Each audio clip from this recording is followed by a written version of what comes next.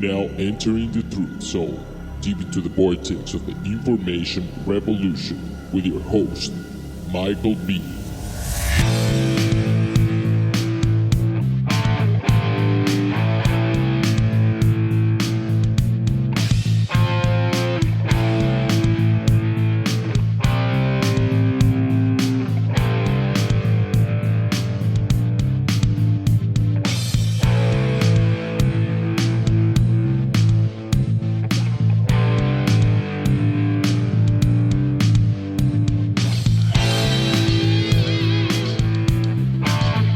My name is Michael B., and this is the Truth Zone, emphasis on truth.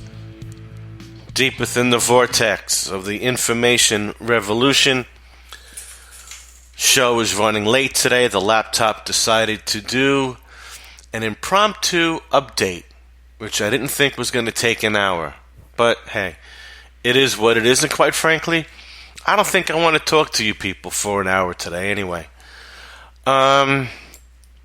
Very disappointed in what I'm reading on Facebook Universe. You people just don't get it, do you? This situation is not about healthcare. It's about the federal government taking away states' rights and dictating and controlling an entire industry called health insurance.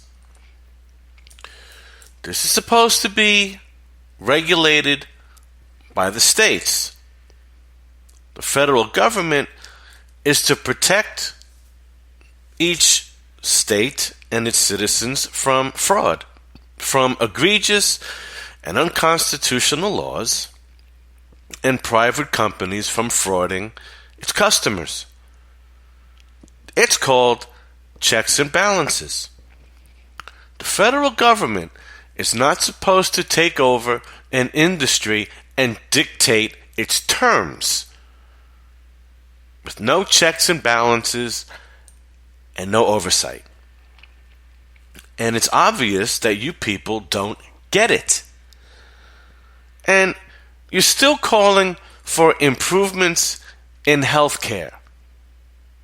Okay, healthcare and the quality of it is not in question here. What is in question is access to it and how much it's going to cost.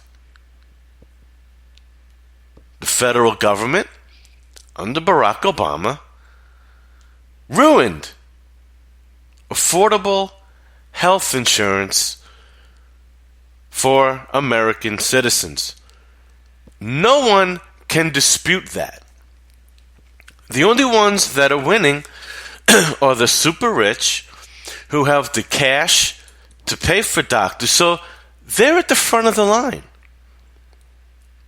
Then we have the very poor who is feeding off your hardworking, I don't want to use the term middle class because the class structure is not an American concept. It's a totalitarian concept.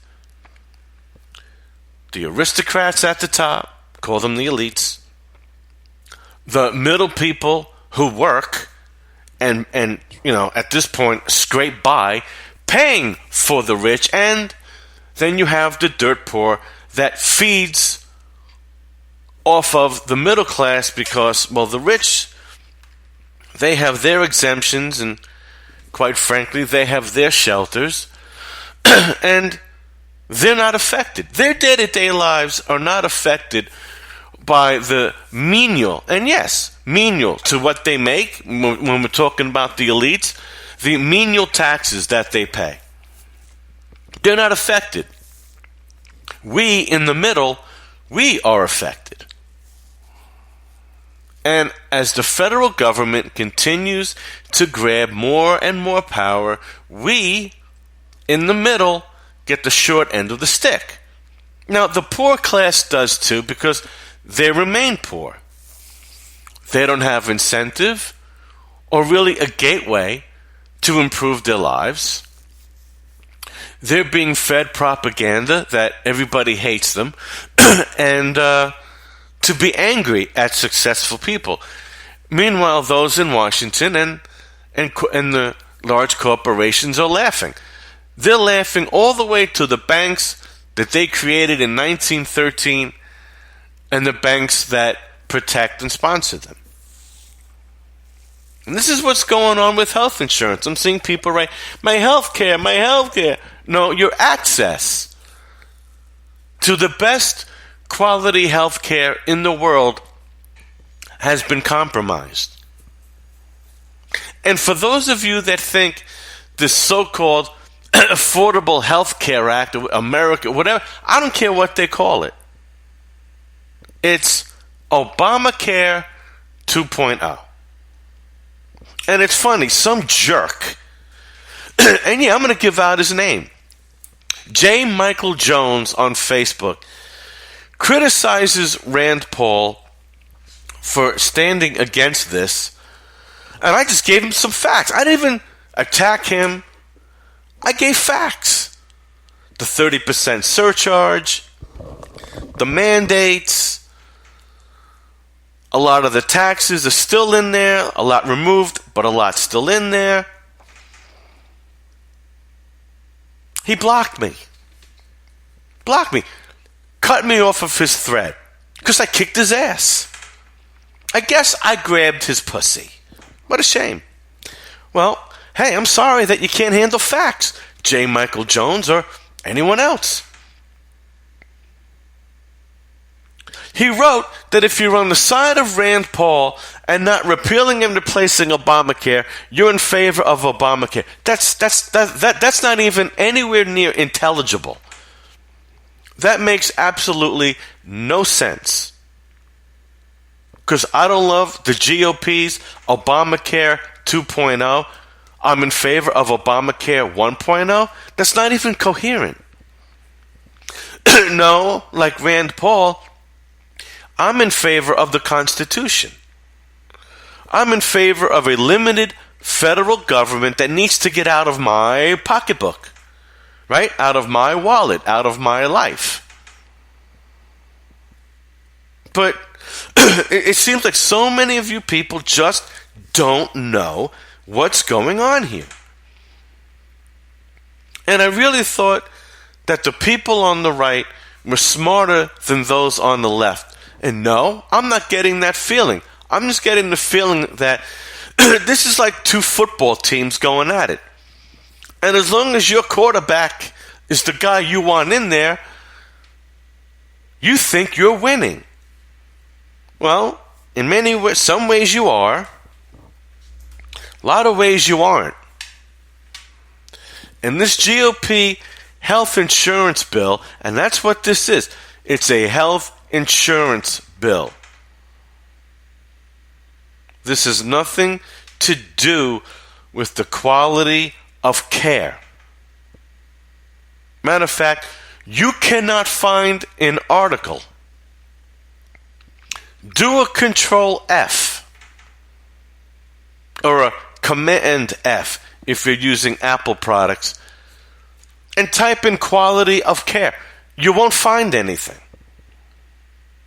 This is about health insurance premiums and the federal and taxes and the federal government regulating it. Donald Trump promised that we could deduct our health insurance premiums like corporations do. That is not on the table in this bill. He promised the defunding of Planned Parenthood. He didn't put a cap on it. This GOP bill says for 1 year. What happens in year 2? Obviously, they resurrect the funding of Planned Parenthood. I don't see anybody but me commenting on this. Am I honestly the only one awake? I think I am. The tax penalty has been transferred from the IRS directly to the insurance companies, with this 30% surcharge for not having continuous coverage. And it doesn't give any exemptions like divorce, job loss, any of those things. You don't have continuous coverage, you're paying a 30% surcharge. It didn't say for 1 month, so I just have to say it's got to be for a year. And I've used this analogy over and over again. Family of 4, $12,000 for the year, that's a $3,600 surcharge. Okay?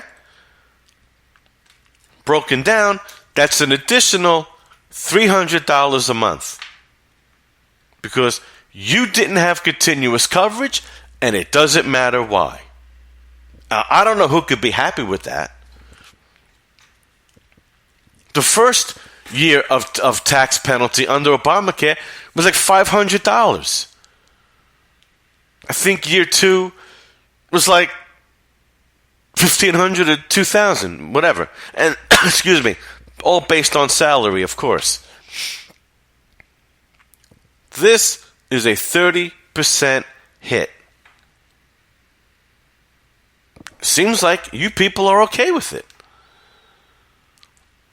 You're just blinded by your hatred for Obama. And I get it. I thought the man was disgusting.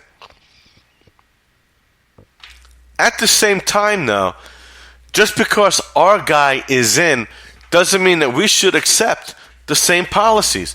And that's exactly what's happening here. The criticisms of Rand Paul are a disgrace. Rand Paul is the only high-profile, household-name senator actually sticking up for America. I don't know who this Susan Collins is, but I know who Rand Paul is. He's the only guy standing up for us. And what great criticism this man is getting. I am deeply disappointed in what I'm seeing in Facebook universe, and it really makes me feel like I'm by myself in all of this. Now, some people are writing, this is a breach of the Constitution, but they're not saying why. No one also is mentioning the fact that the Republican Party in late 2015, now I got this wrong. I thought it was August of 2016. I was wrong. It was late 2015, and Obama vetoed it in early 2016. The GOP in the House and the Senate passed a bill to repeal Obamacare. If you look at article after article on that, do a Control F on that, and type in the word replace, you will get 0 results. There was no talk of replacement. The Cadillac tax on the best health care plans, that tax was removed. In this bill, it's still in. And I'm going to tell you why that was done. The GOP knew that Barack Obama was going to veto it, but they were going to look good in the eyes of the public, setting up the November 2016 elections. Now that they've won more seats, and they have a Republican president who is just itching to sign anything that gets passed. He'll sign it. Donald Trump made it clear. He'll sign it. Now, the stuff that was promised is not in there. Donald Trump never talked about a surcharge to insurance companies for not having continuous coverage. Never said it. Now that's in play. And Rand Paul is being criticized. I'm extremely disappointed, I have to say. I don't know why you people want the federal government dictating your lives. I just don't understand it. I don't understand why you want to remain broke. I don't understand why you, want to remain in servitude. I don't get it. Do you like being a slave? Do you like being the federal government's bitch? Do you not understand? Look, if this health insurance bill, if any of these health insurance bills were so great,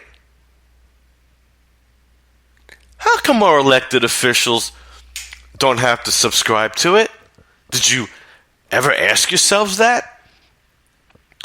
Some people asked John McCain, being a veteran, why didn't he go to a VA hospital? Simple. He's an aristocrat. He's an elitist. He's privileged. All of these people are privileged. Do you not understand that Washington, D.C. is just as much of a totalitarian monarchy? Just because Trump doesn't wear a crown doesn't make it not so. They're a monarchy. They're an aristocracy. You have to be filthy rich to get in there and become a household name. You have to be. If you're a local guy in the House of Representatives that squeaked through your district, trust me,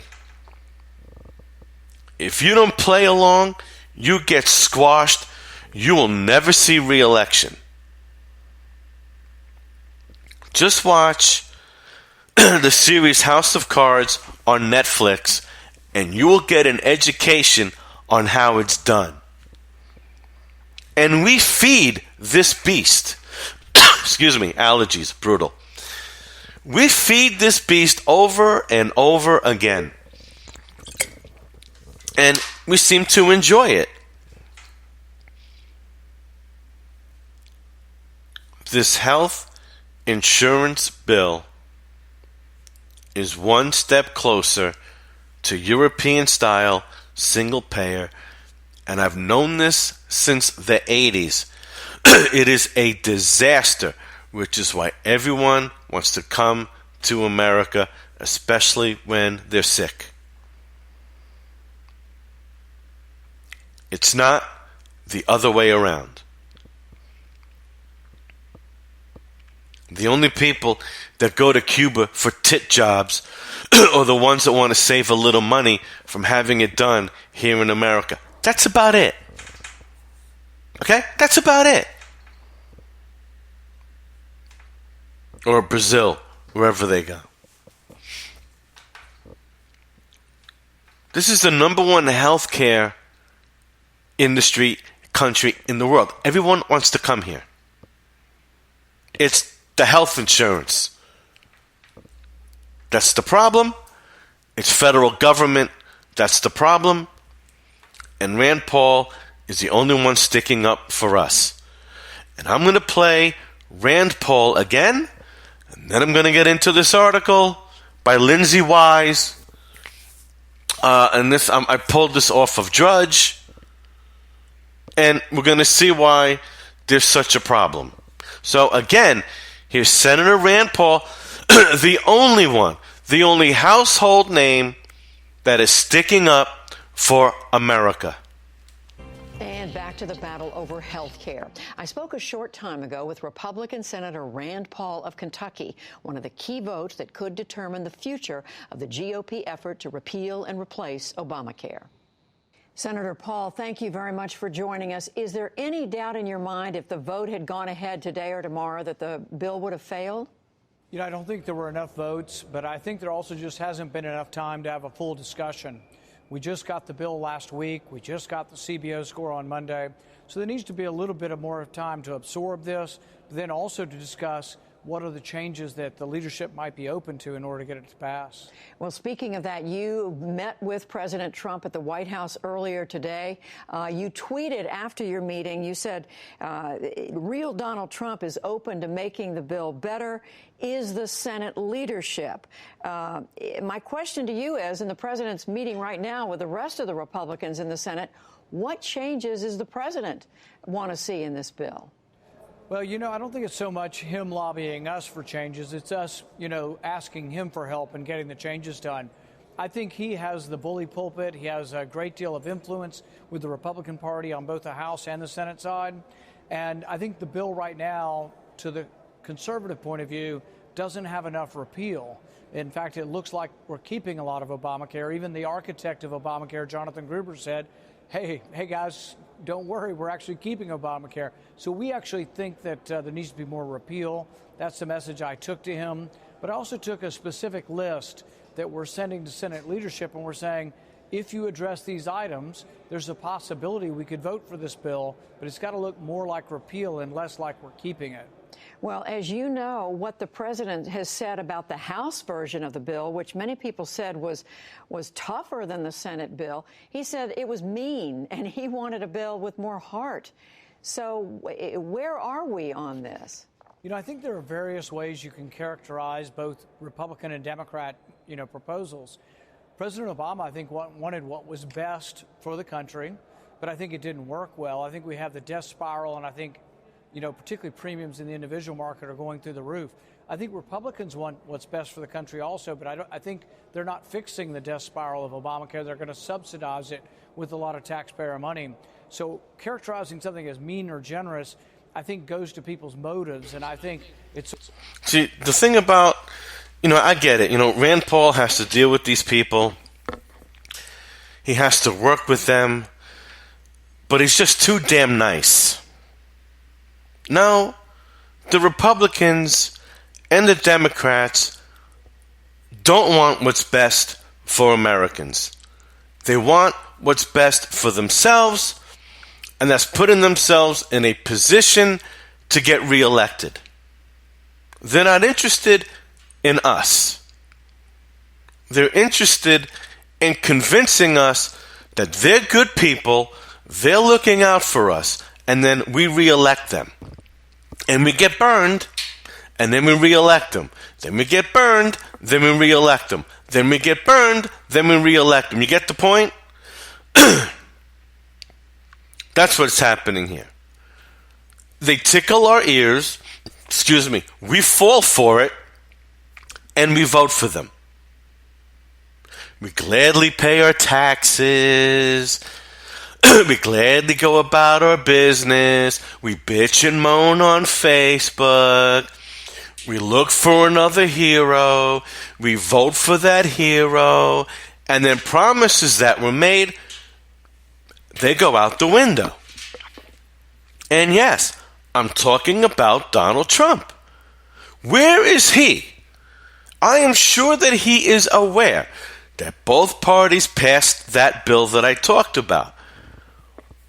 All Trump has to say is bring that same bill, that same exact bill, with a couple of minor changes. One,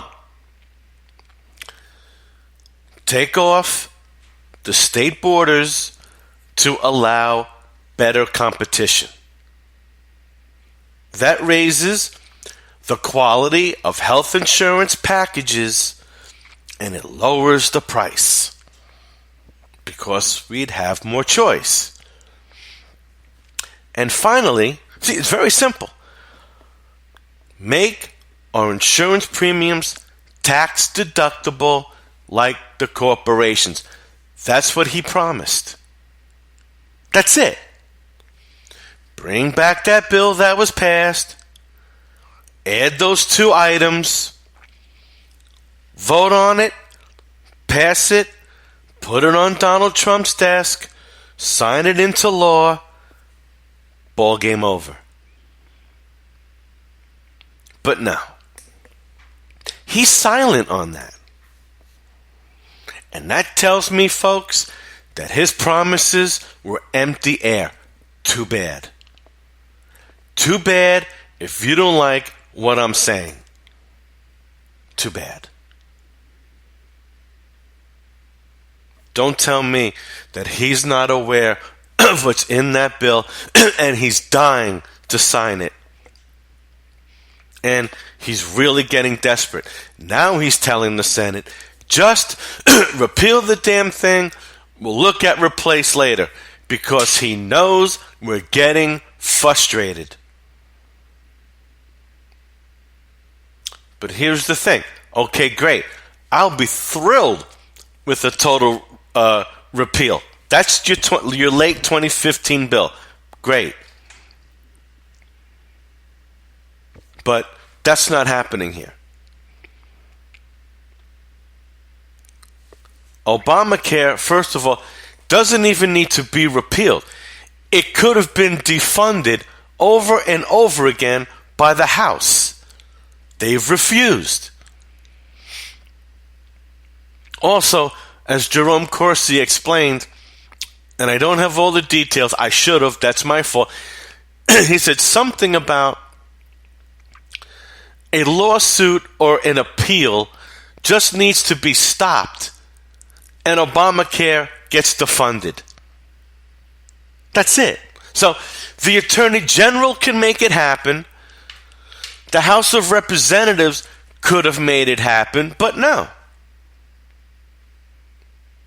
So we're messing around with Russiagate. We're messing around with this health insurance garbage. Meanwhile, where are the tax cuts? Donald Trump says, well, you know, my advisor said that we can't do tax reform until we get this health insurance issue resolved because, well, you know, we need to pay for this and we need to figure this stuff out. Incorrect. How did we have tax reform under JFK and Ronald Reagan when the federal government had nothing to do with the health insurance industry? Nothing to do with it. But we had tax reform now. How did that happen? It's interesting.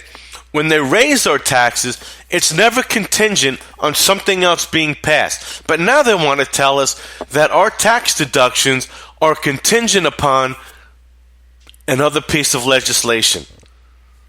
And you people want to believe that? That is a lie. And as I showed you last week, the Kennedy and Reagan administrations actually took in more money when taxes were lowered because jobs were created,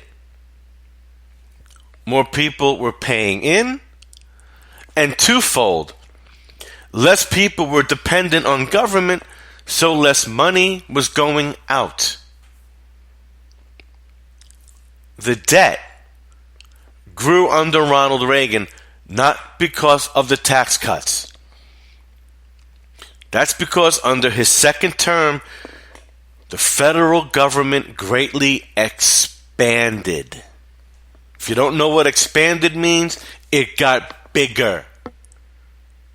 Translated, more people were hired, more programs are installed, and that all takes money. So, the added revenue that was brought in from we the people getting more jobs from the tax cuts did not outweigh the expanse of government and the cost under Ronald Reagan. That was the problem. And it's just astonishing. So, I'm going to go into this article. It's written by Lindsay Wise from the McClatchy Washington Bureau, an independent source. One big reason Senate Republicans are having trouble uniting around their plan to overhaul the nation's health coverage is that a lot of them just don't get along. These intra-party clashes of personality and policy stymie the bill's progress as much as any other political force. Sure, lawmakers are reluctant to side with President Trump, particularly in traditional swing states such as Ohio or Wisconsin. And waiting in the House are conservatives who are wary of the latest Senate plan crafted to win over centrists. Well, I don't know who exactly the centrists are, but I don't think those are constitutional-loving people, because those that really understand the Constitution and understand what's going on here, very few are not in favor of this bill. But what's hurting the Senate's effort to come together are the personal relationships or lack of them. Right. It's their personal ego. It's their personal gain over serving the public's interests. Absolutely correct. Senator Pat Roberts, who was involved in drafting both versions of the Senate Health Insurance bill, said he hasn't spoken to his fellow Republican senator from Kansas, Jerry Moran, about why Moran hasn't gotten on board yet. Moran's vote is crucial, since he's regarded as one of 6 undecided Republicans. 2 GOP senators, Maine's Susan Collins and Kentucky's Rand Paul, are opposed to the legislation unveiled Thursday, meaning one more defection dooms the bill. Republicans control 52 Senate seats. It would make sense that Roberts, a veteran lawyer and powerful Agriculture Committee chairman, serving his 4th term, would try to persuade his younger colleagues. Now think about this, folks. Obamacare was passed unanimously by the Democrats, right? Every Republican held out, and rightfully so.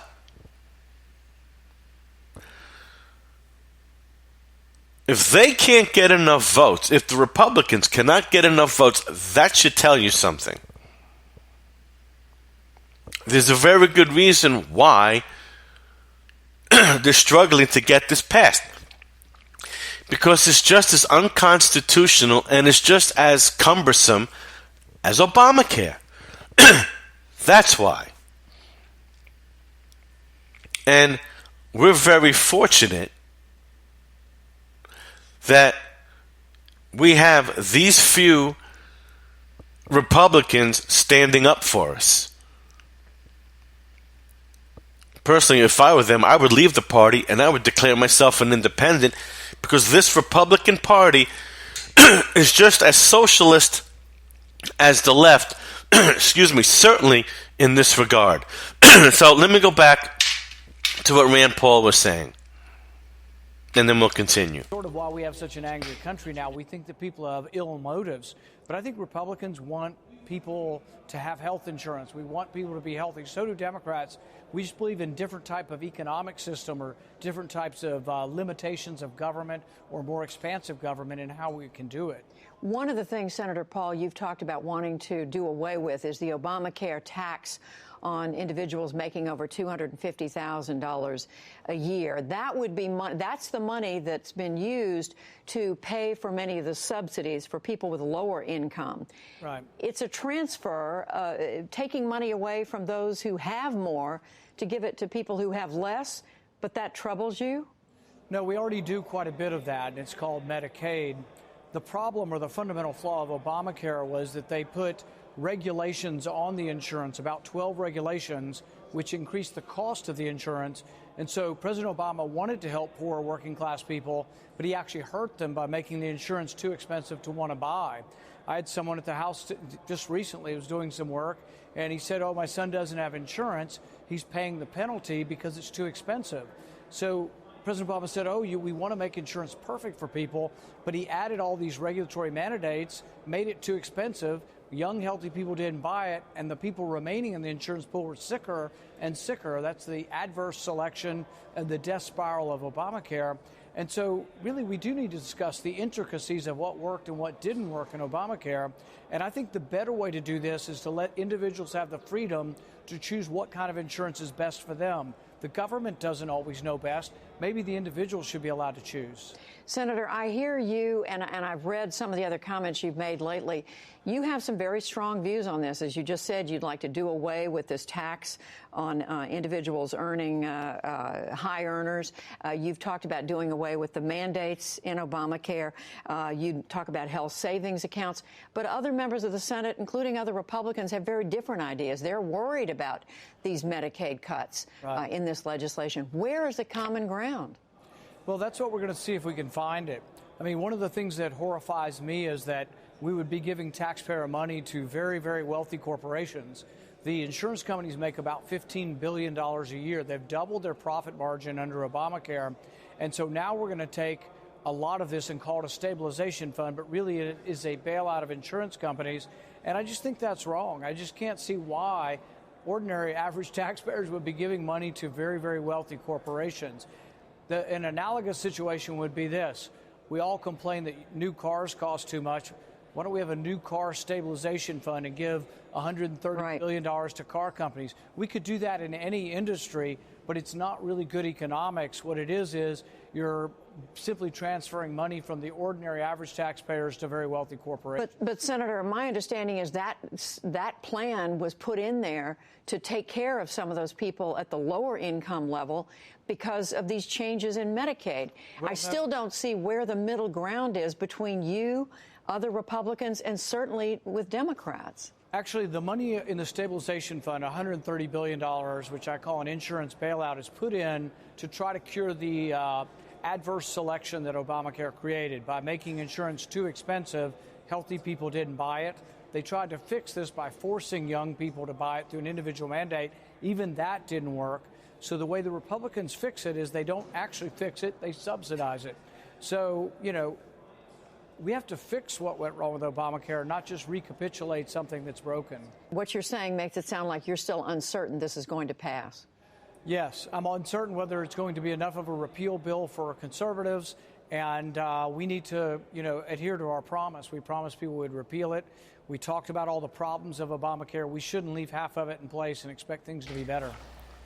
Senator Rand Paul of Kentucky, we thank you. Thank you. Well, there you have it. Exactly what he said there. It's a bailout. Why do insurance companies need to be bailed out when they've profited by $15 billion? This is ridiculous. And here's Senator Ted Cruz. Now, he's called a far-right conservative. Yeah, he is. He conserves the status quo. Here's part of this bailout program. And you're going to love this one. And what I'm going to read to you here is exact proof of why Obamacare under this bill is not being repealed at all. Check this out. Senator Ted Cruz announced Thursday, a few days ago, that he will support the Senate health care bill in its current form after a new draft included a new version of an amendment he's been pushing. Cruz said that he will vote yes on a motion to proceed vote Senate Majority Leader Mitch McConnell hopes to bring to the floor early next week. Here it comes.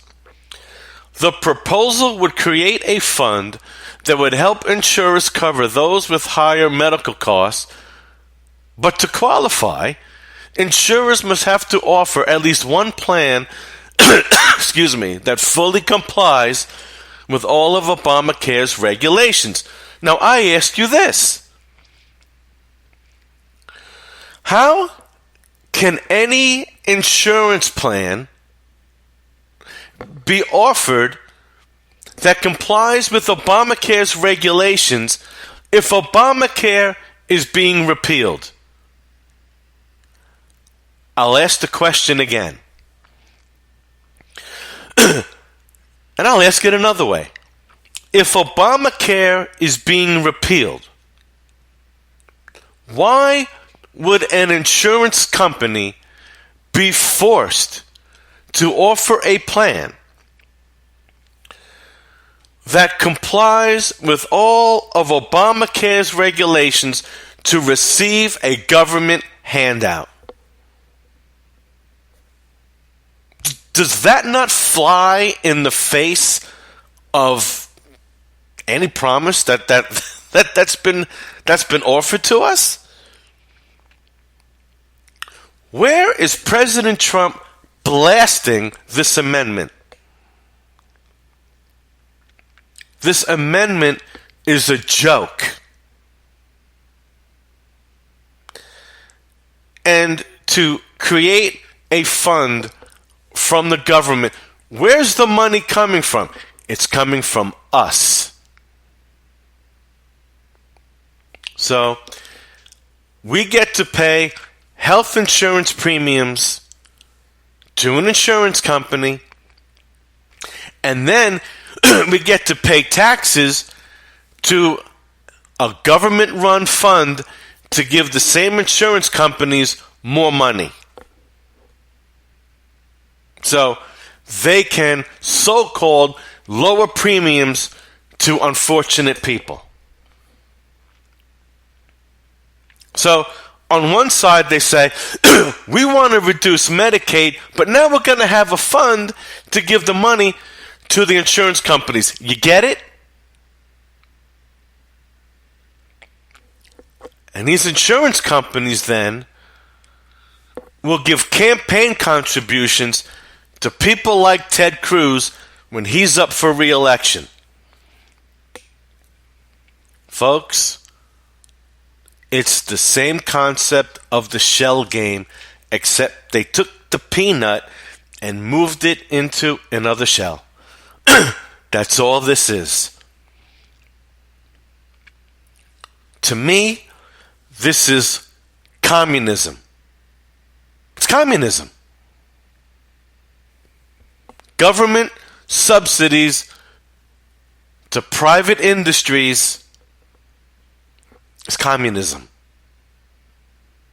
You can call it anything you want. That's what it comes down to. It's government and corporate collusion, and we the people get screwed. So, I will be tweeting Senator Cruz today and tell him he can shove his amendment and that he represents me, Michael B. from Texas, and he votes yes on this. He's not getting my vote when he's up for re-election. I'll stay home. Or I'll vote. See, what'll happen is I'll vote in his primary if he's running for re-election for senator. I'll run for any person that goes up against him, and if there's nobody, I'll stay home. And I'll stay home in the final battle, 2018, to whatever it is. I'm out. Because I'm not going to vote for a guy that wants to continue America's march towards communism. I'm not doing it. You can. I'm not. So he's going to get a tweet, and I'll be following up as this progresses with him. You're not going to get my vote, Teddy. You lost me during the presidential campaign, and you're going to lose me for your next election cycle. You are. And, ladies and gentlemen, you better start pushing back. This is not an improvement to what they put out the first time in 2017. This is basically a total 180 to what they put out in late 2015, and this is a total 180 from what President Trump promised us when we elected him. This is a scam. This is a sea of lies, and you people better stop the freaking rock star worship because I'm getting sick. I am sick of your rock star worship of Donald Trump. Your memes are not impressive anymore. We can't live by the argument, well, it's better than Hillary. That's done. Hillary's been defeated. Trump is the president. It's time to take the blinders off and look at what he's doing. And since this Russian crap dried up on Trump, they've now moved to Donnie Jr. And this is what we're talking about on Facebook. Instead of talking about this sham of a bill and where the hell are the tax cuts, baby? That's what I'm talking about. So, moving on, let's talk about the Clinton body count. Seems to be going higher. And this is courtesy of shiftplan.com, Max Slavo. And this was posted by Infowars.com, Alex Jones. So, the Haiti official who exposed the Clinton Foundation is found dead. Gee, not surprised there. The mainstream media's silence over Klaus Eberwein's death is deafening. Eberwein was a former Haitian government official who was expected to expose the extent of Clinton Foundation corruption and malpractice next week. He was found dead in Miami at the age of 50. The circumstances surrounding Eberwein's death are also nothing less than unpalatable. According to Miami-Dade's medical examiner records supervisor, the official cause of death is gunshot to the head. Eberwein's death has been registered as suicide by the government. But not long before his death, he acknowledged that his life was in danger because he was outspoken on the criminal activities of the Clinton Foundation. Eberwein was a fierce critic of the Clinton Foundation's activities in the Caribbean island, where he served as Director General of the government's Economic Development Agency, Fonds d'Assistance Économique et Sociale, for 3 years. The Clinton Foundation, they are criminals, they are thieves, they are liars, they are a disgrace, Eberwein said at a protest outside the Clinton Foundation headquarters in Miami that took place last year. In Manhattan. Eberwein was due to appear on Tuesday before the Haitian Senate Ethics and Anti-Corruption Commission. I lost my place. Right. Where he was widely expected to testify that the Clinton Foundation misappropriated Haiti earthquake donations from international donors. But this suicide gets even more disturbing. Eberwein was only 50 years old and reportedly told acquaintances he feared for his life.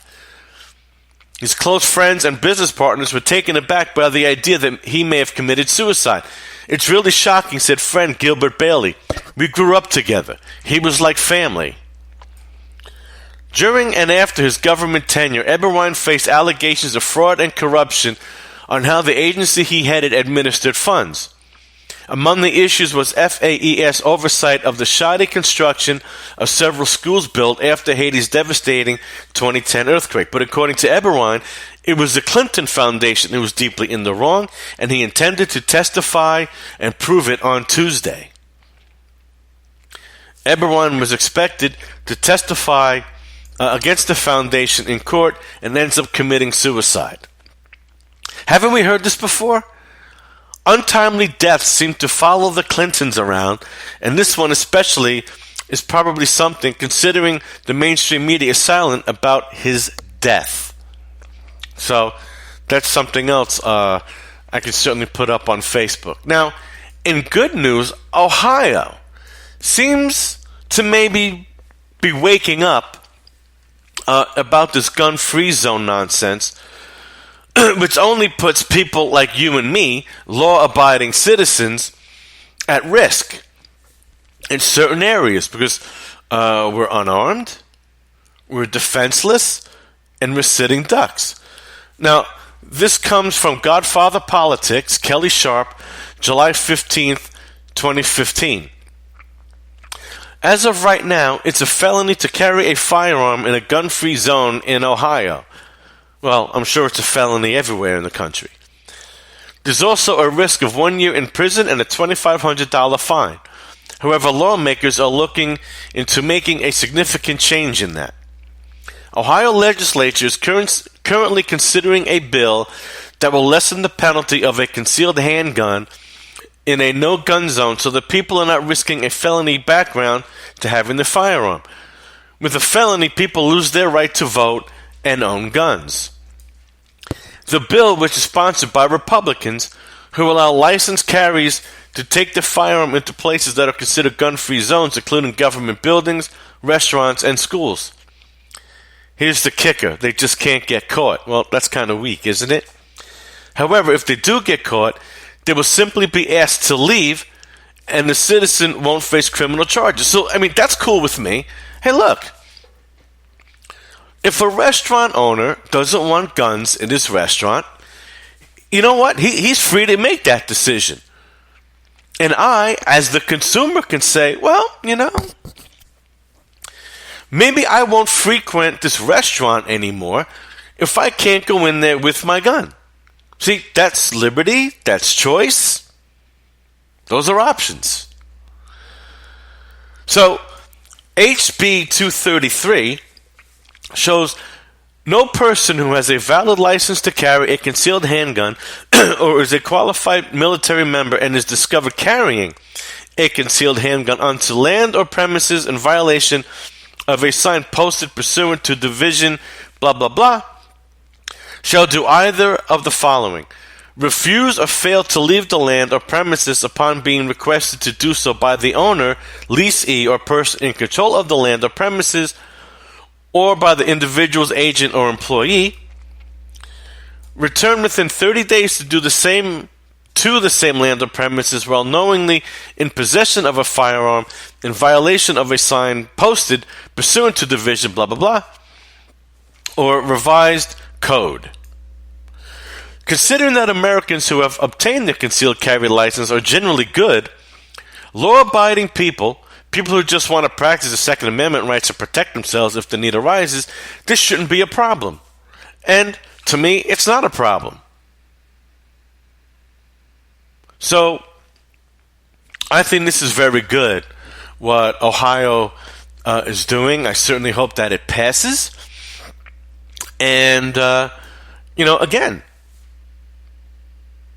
the Second Amendment protects my rights to move freely about all 50 states and its territories.